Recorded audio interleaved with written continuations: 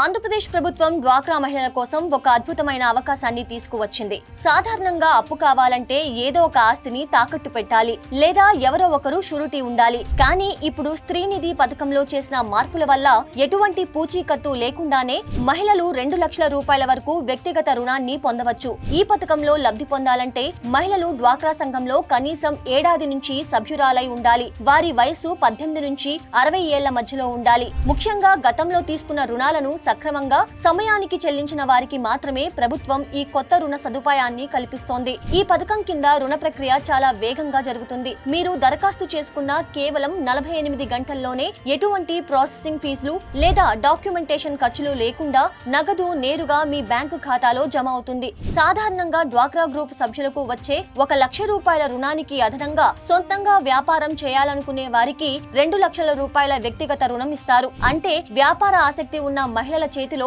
మొత్తం 3 లక్షల రూపాయల పెట్టుబడి ఉంటుంది. ఈ మొత్తాన్ని లబ్ధిదారులు 3 నుంచి 5 ఏళ్ల వరకు సులభ వాయిదాల్లో తిరిగి చెల్లించే వెసులుబాటు కూడా ఉంది.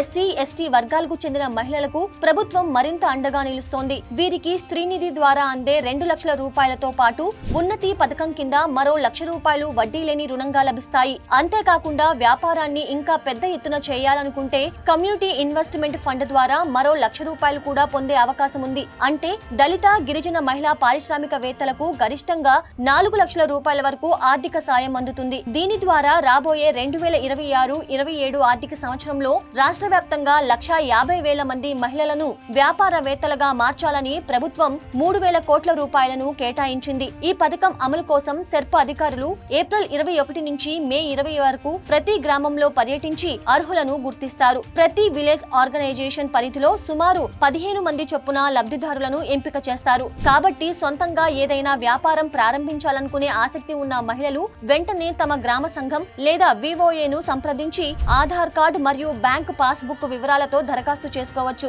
మహిళలు ఆర్థికంగా ఎదగటానికి మరియు తమ కుటుంబాలకు ఆసరాగా నిలవటానికి ఇది ఒక గొప్ప అవకాశం.